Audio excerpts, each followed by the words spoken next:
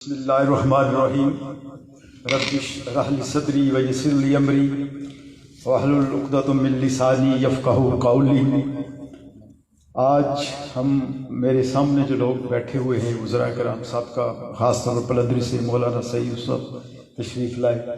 اور کوٹلی کی نمائندہ شخصیات یہاں پر موجود ہیں۔ میں سمجھتا ہوں کہ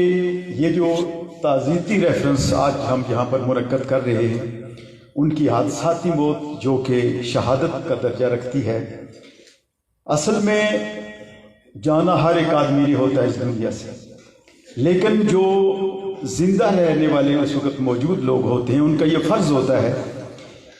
کہ وہ اس شخص کو خراج عقیدت پیش کریں۔ فرض بھی نہیں بلکہ میں سمجھتا ہوں کہ یہ قرض بھی ہوتا ہے، اور آج ہم وہ قرض ادا کرنے کے لیے آئے ہیں کہ وہ ایک ایسی شخصیت کہ وہ جس طرح انہوں نے ابھی کہا تھا نا کہ بچھڑا کچھ اس ادا سے کہ رتھی بدل گئی، ایک شخص سارے شہر کو ویران کر گیا۔ تو یہ بھی ایک جو اصول قرآن پاک میں بیان کیا گیا ہے کہ وہ اما ما ينفع الناس فيمكث في الارض، کہ بقا اسی عمل کے لیے ہے جو ایک نوع انسان کے لیے منفعت بخش ہو، اور تم میں سے بہتر وہ شخص ہے جو انسانوں کے لیے نفع بخش ہو۔ ابھی ہم دیکھ رہے تھے کہ جو کوٹلی میں انہوں نے جو عوامی اور غریبوں لوگوں کے لیے جو یہاں پر پروجیکٹس بنائے، بیوگان کے لیے فلائی یہاں پر جو کام کر رہے ہیں، تو میں سمجھتا ہوں کہ جو قرآن پاک میں اور اسلام میں جو مقرر کیا گیا ہے کہ کسی انسان کو بقا کس طرح ملے گی، بقا ظاہری تو بقا نہیں ہے، سب نے چلے جانا ہے، لیکن کارنامے اور کیے گئے کام کو بقا ہوتی ہے۔ وہ ڈاکٹر محمود الحسن آج اس معیار پر جو ہے وہ پورا اترتے۔ ان کی جو سروس ہے میں تھوڑی سی اس پہ بات کروں گا کہ وہ اسسٹنٹ کمشنر بھرتی ہوئے اور بطور سیکرٹری ریٹائر ہوئے، اور مجھے یہ فخر ہے کہ کوٹلی کی سرزمین سے تعلق رکھنے والے وہ شخص، انہوں نے پوری زندگی میرٹ اور قانون کی پاسداری کی۔ بلکہ مجھے آج یاد آ رہا ہے کہ جب محترم سردار سکندر حیات خان مرحوم و مغفور یہ 2001 میں وزیر اعظم بنے، تو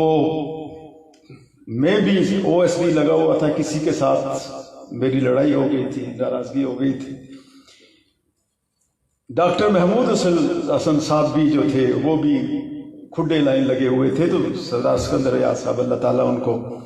جوار رحمت میں جگہ دے اور ان کا مقام جنت میں اور بلند کرے۔ تو انہوں نے سب سے پہلے جب وہ مظفر آباد پہنچے حلف لینے کے لیے، تو انہوں نے مجھے بلایا، تو مجھے کہنے لگے آپ کدھر ہوتے ہیں؟ تو میں نے ان کو بتایا جی کہ یہ واقعہ ہوا ہے۔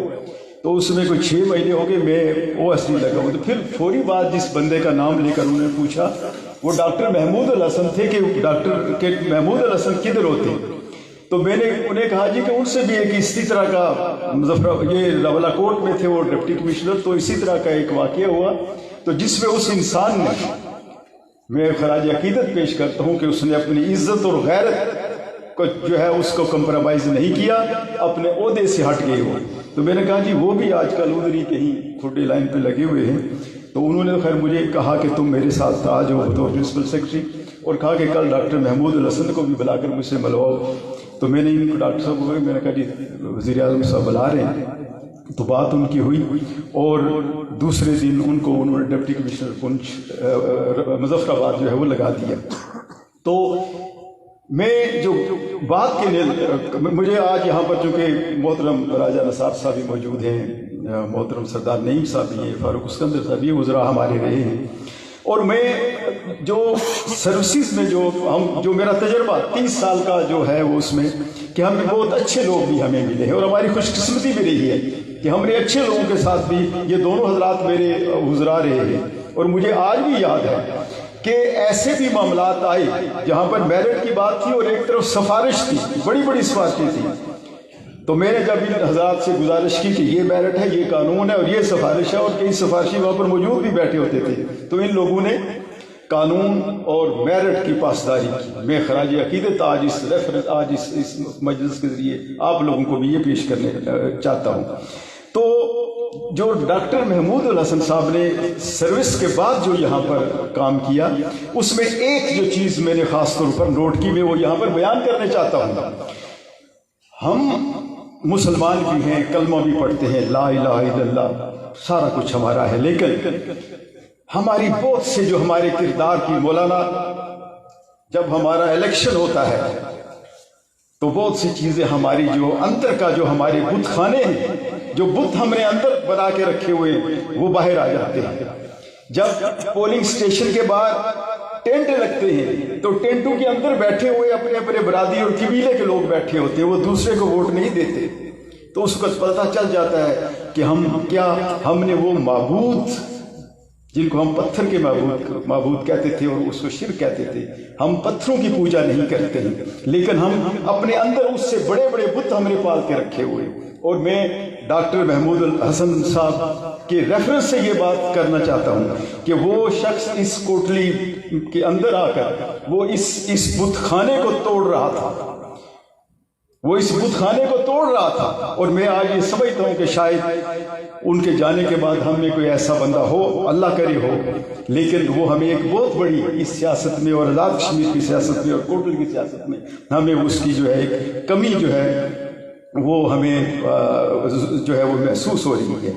تو ہم جب یہ کہتے ہیں کہ ہم آج غم زدہ ہیں تو سچی بات یہ ہے کہ ہم ڈاکٹر محمود الحسن صاحب کے بارے میں یہ کہنا چاہوں گا کہ ان پہ ایک یہ شعر ان کے لیے کسی نے اگر لکھا تو، لیکن ان پہ یہ فٹ ہوتا ہے کہ ہم خود تراشتے ہیں منازل کے سنگورا، ہم خود تراشتے ہیں منازل کے سنگورا، ہم وہ نہیں کہ جن کو زمانہ بنا گیا۔ میں ان الفاظ کے ساتھ اپنی بات ختم کروں گا کہ ہم آج غمزدہ بھی ہیں کہ لوگ کیوں زیر زمین روز چلے جاتے ہیں، لوگ کیوں زیر زمین روز چلے جاتے ہیں، نہیں معلوم تہے خاک تماشا کیا ہے، اور دائم آباد رہے گی دنیا، ہم نہ ہوں گے کوئی ہمسا ہوگا۔ اور مجھے یقین ہے کہ ڈاکٹر محمود الحسن صاحب کی جو ان کا جو کردار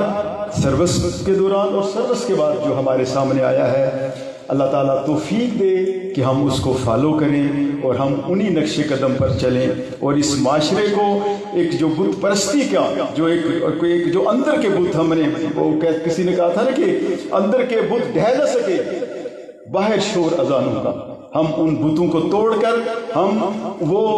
اسلام کا جو اصل مقصد ہے، جو مطلب جو قرآن پاک میں ہے کہ ہم ایک انسانیت کی بنیاد پہ ہم انسان بن جائیں اور ہم بطور انسان ایک دوسرے کا عزت و احترام کریں، اور یہی انسان کو جو سب سے احسن تکوین بنایا گیا، اگر یہ کوالٹیز اس میں نہیں ہوں گی تو وہ پھر احسن تکوین نہیں کہلا سکتا۔ بہت شکریہ، بہت مہربانی۔